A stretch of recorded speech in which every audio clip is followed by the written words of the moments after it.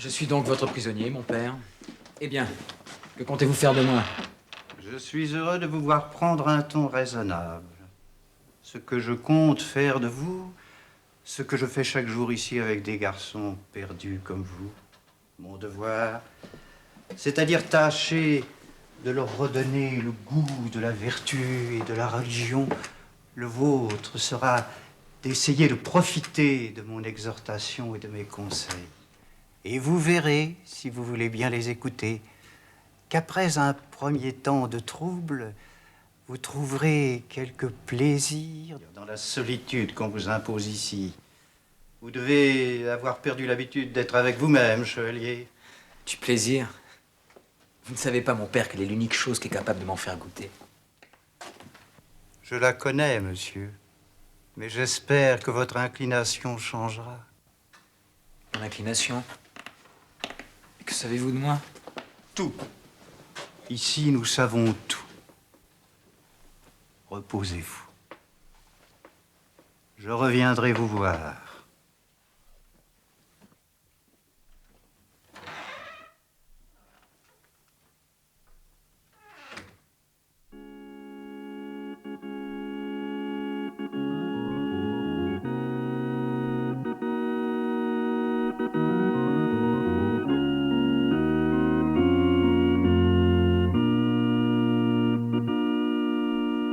Je passai longtemps dans le plus profond abattement, sans être capable de rien entendre, ni de m'occuper d'autre chose que de ma honte. Car c'est la honte, maintenant, qui avait envahi mon âme. Une honte plus forte encore que la douleur d'avoir perdu Manon. Le commun des hommes n'est sensible qu'à 5 ou 6 passions dans le cercle desquelles leur vie se passe et où leurs agitations se réduisent. Ôtez-leur l'amour et la haine, le plaisir et la douleur, l'espérance et la crainte. Ils ne sentent plus rien. D'autres ont le sentiment de l'honneur et une nouvelle occasion de souffrir, car la honte peut devenir une de leurs plus violentes passions.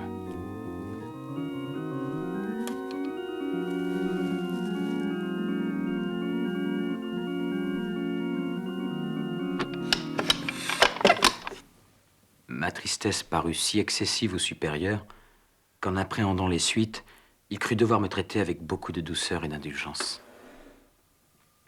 Bonsoir, mon fils. Je trouble vos pensées. Non, mon père, vos visites me font toujours du bien, vous le savez. Comment se sont passées ces quelques semaines avec vous-même? Vous vous êtes enfin retrouvé? Avec un peu de surprise, mon père. Il y avait en effet longtemps que je ne m'étais pas parlé. Vous nous avez demandé des livres. Et nous avons été surpris de l'excellence de votre choix.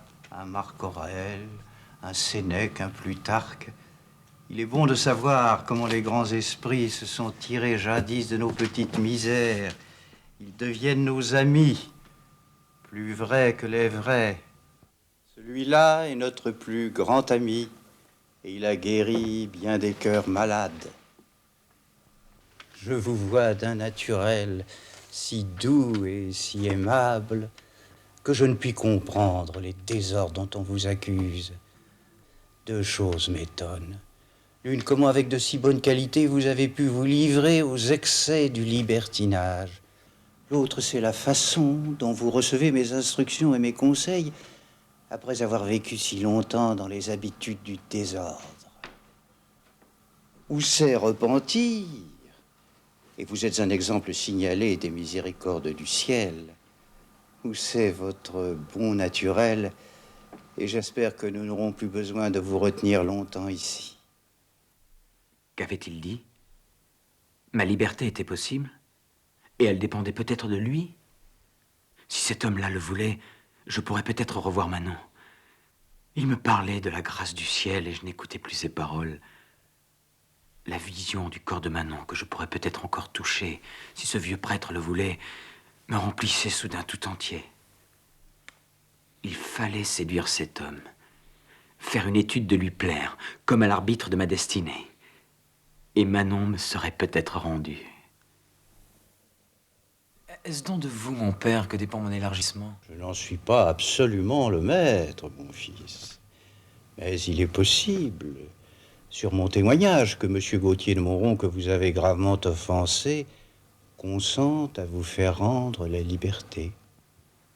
Puis-je me flatter, mon père, que ces 2 mois de prison que j'ai déjà essuyés lui paraissent une expiation suffisante? Je le reverrai et lui en parlerai, mon fils. Je vous le promets.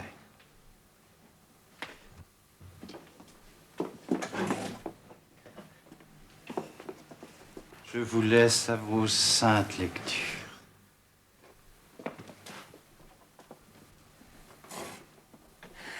Manon! Manon, je vais te revoir! Mon père vous prêche un converti. J'ai moi-même, depuis ce triste incident, entendu beaucoup de bien de ce jeune homme. Et je penche déjà pour l'indulgence.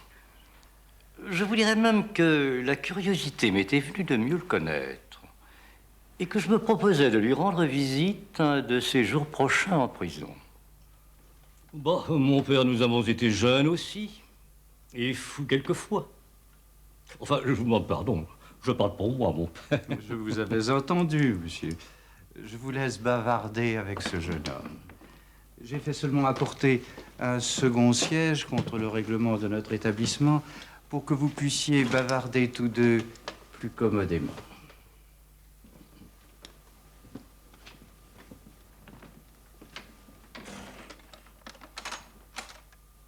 Asseyez-vous donc, mon cher.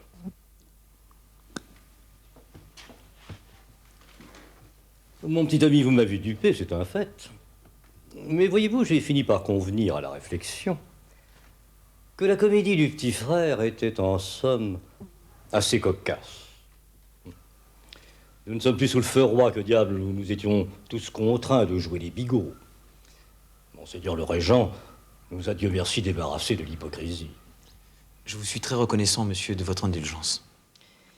Il y avait pourtant dans votre farce certains détails qui m'ont choqué. Un garçon de bonne famille se doit tout de même de ne pas dépasser certaines bornes. J'en conviens, monsieur. Il est certes permis à la faiblesse des hommes de se procurer certains plaisirs que la nature exige. Mais la friponnerie et les artifices honteux sont autre chose et doivent être punis. Je le reconnais humblement, monsieur. Je veux le croire. Je veux le croire. Mais permettez-moi tout de même de vous dire que vous choisissez peut-être un peu légèrement, messieurs vos frères et mesdemoiselles vos sœurs. Entre nous, ce n'est pas un très joli personnage que ce Lescaut. C'est lui qui a eu l'idée de ce prétendu petit frère Bonnet, que vous avez si bien joué. Une farce de mauvais goût, j'en conviens, monsieur.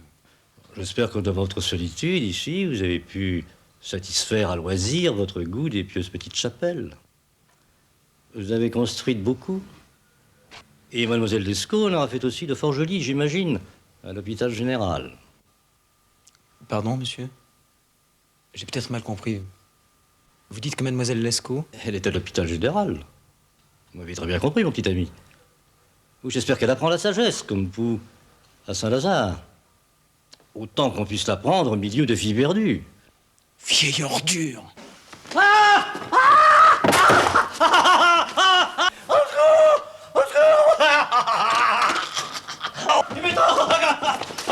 Lâchez-moi! Lâchez-moi, il faut que je le tue!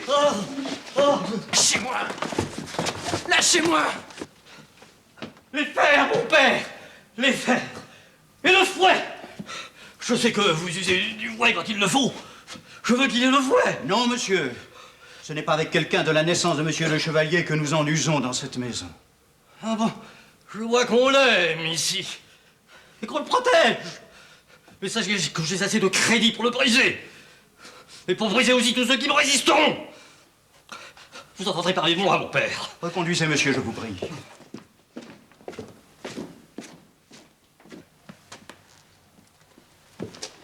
Pourquoi cette violence, mon fils? Mon père, cet homme a fait une indignité, il m'a brisé le cœur.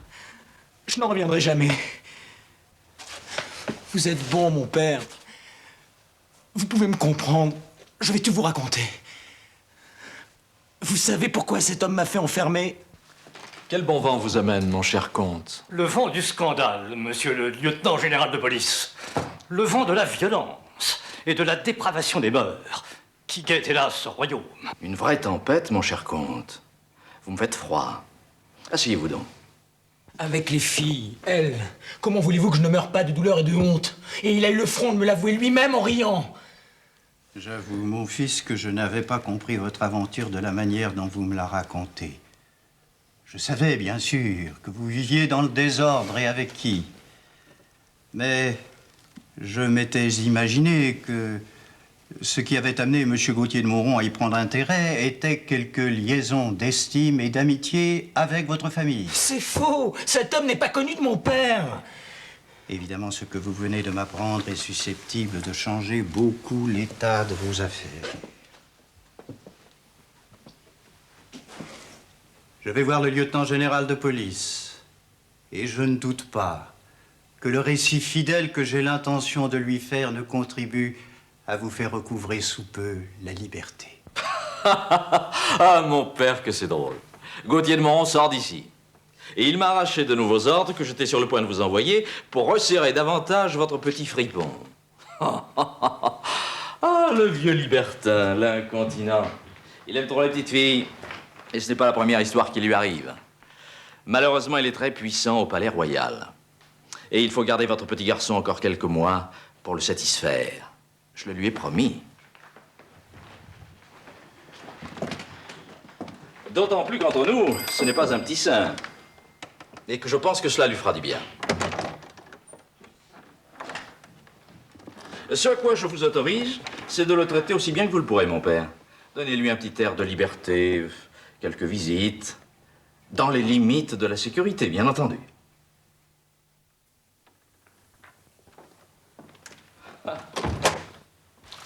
J'obtins très aisément du supérieur de recevoir la visite d'un saint ecclésiastique de mes amis. En vérité, je voulais faire passer une lettre à Lescaut pour le charger, lui et ses amis, de préparer mon évasion. Et je ne voyais qu'un homme assez respectable pour se charger à son insu de cette commission.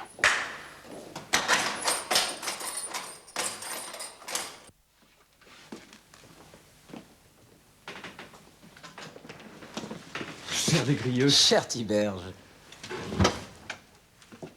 Pardon, mon ami. Je suis ridicule, ces larmes. Mais de vous voir dans cette prison... Séchez-les, cher Tiberge. Et ne soyez pas triste. C'est la prison, oui. Mais je vais peut-être y gagner la grâce que vous avez tellement souhaité pour moi. C'est votre parapluie qui me mouille. Pardon, je suis toujours aussi maladroit. Je suis venu sous la pluie à pied. Je suis tout crotté. Mais c'est très bien, j'ai renoncé aussi à ce luxe que sont les fiacres. Saint Tiberge. Oh, pas encore, pas encore. Vous êtes le meilleur et le plus saint des hommes, Tiberge. Vous êtes la bonne part de moi. Et plutôt ciel que je vous eusse écouté. Ce malheureux amour devait vous perdre, je le savais. J'ai fait des efforts ici. Quelquefois sincères, quelquefois hypocrites, pour adoucir mon régime. Ils ont été vains. Ma fatale tendresse pour Manon ne m'a pas quitté. Et c'est encore dans elle que je cherche mon bonheur. Votre bonheur? Au milieu des voluptés, vous pouviez y croire encore, je peux, à la rigueur, le comprendre. Mais ici, au fond de la déchéance et du malheur, comment votre cœur ne comprend-il pas? Le cœur ne comprend jamais, Tiberge. Et dans ma misère, j'aime autant Manon. Et je lui pardonne. Et un seul moment passé avec elle effacera toute ma honte, tout mon chagrin. Vous m'effrayez, Desgrieux.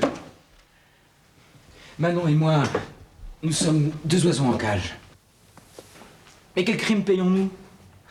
Pourquoi Dieu nous a-t-il fait si sensibles au plaisir, Tiberge? Et de tous les plaisirs, pourquoi les plus doux sont-ils ceux de l'amour?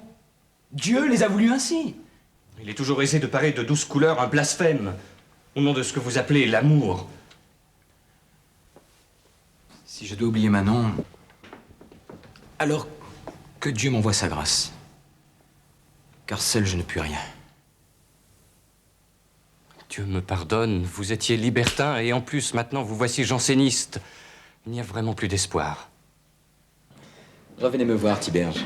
Je ne dois pas abuser du temps accordé à ces visites. Revenez me voir, vous me ferez toujours du bien. Même si moi je vous fais du mal. Apportez-moi votre réconfort et oubliez mes mauvaises pensées. Mais n'oubliez pas votre parapluie. À propos, Vous savez que je n'ai pas le droit d'écrire ici. Voici un mot pour un homme d'affaires de mon père, à qui je demande de me procurer quelques objets nécessaires. Je suis très démuni ici.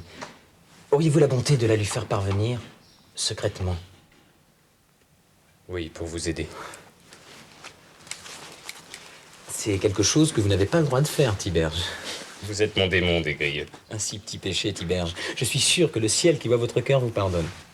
Toujours vos jolies raisons. On irait loin avec elles. Au bout de l'amour, Tiberge. Mais n'oubliez tout de même pas votre parapluie.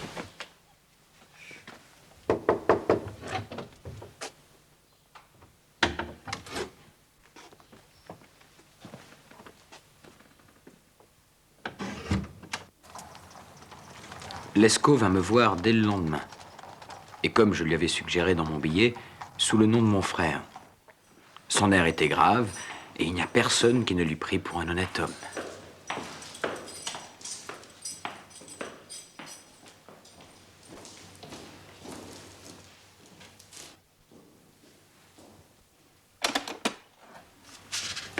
Monsieur Lecomte, votre frère. Mon frère. Monsieur. Mon frère. Vous ici, monsieur, le fils de notre propre père. Quelle indignité! Où t'es-tu fait prendre, de petit couillon? Au lit avec Manon. Tu aimes trop l'amour, mon fils. Je t'ai toujours dit que ça te perdrait. Manon d'abord, que savez-vous de Manon? Depuis ce souper fatal, nous avons fait un peu les imbéciles. Reviens-en, mon fils. Je ne l'ai pas revu. J'ai été me pointer à l'hôpital général, mais ces brutes m'ont refusé l'autorisation de la voir. Moi, son frère. Tirez-moi d'ici, Lescaut. Et ce vieux gredin le paiera cher. Je le tuerai. T'as décidément du goût pour les galères, fiston. Je le provoquerai. Il est gentilhomme. Il sera obligé de se battre. Soit. J'oubliais que chez vous, ça se fait dans l'honneur, le vilain coup.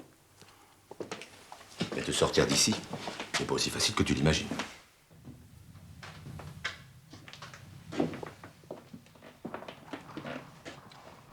J'ai fait le tour des bâtiments hier soir, avec 2 ou 3 de mes amis qui ont quelques compétences. Ces sortes de choses. Pas de ressources au dehors. C'est dans la maison même qu'il faut imaginer quelque chose. J'ai tout examiné depuis qu'on a un peu adouci mon régime. La porte de ma chambre n'est plus fermée à clé.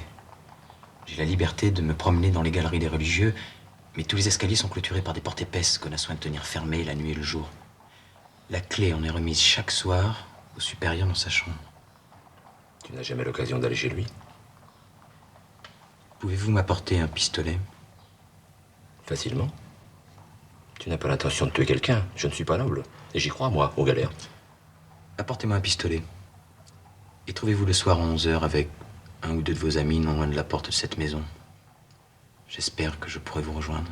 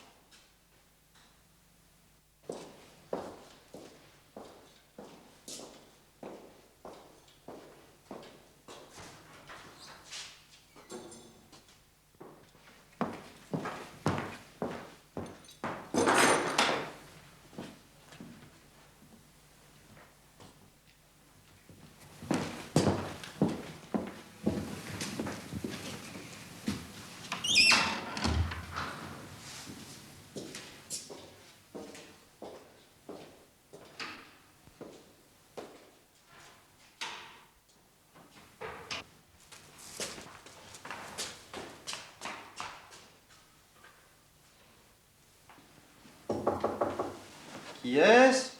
Le chevalier des Grieux. Pouvez-vous m'ouvrir mon père, s'il vous plaît? Ah, c'est vous, mon cher fils.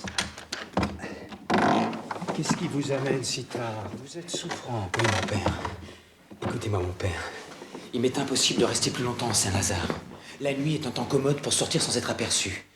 J'attends de l'amitié que vous m'avez marquée que vous m'ouvriez les portes ou que vous me remettiez les clés pour les ouvrir moi-même. On dira que je me suis évadé. Que dites-vous, mon fils? Je suis indigne, je le sais. Et vous m'avez comblé de vos bontés. Mais la liberté est le plus cher de tous les biens. Et je suis résolu à regagner la mienne à quelque prix que ce soit. Et au cas où vous prendrez l'envie de crier, je me suis muni de ça. Pistolet. Quoi, mon fils? Vous voulez m'ôter la vie en reconnaissance de la considération que j'ai eue pour vous? À Dieu ne plaise, mon père. Vous avez trop d'esprit et de raison pour me mettre dans cette nécessité. Mais je veux être libre. Et j'y suis si résolu que si mon projet manque par votre faute, c'en est fait de vous. Mais mon cher fils,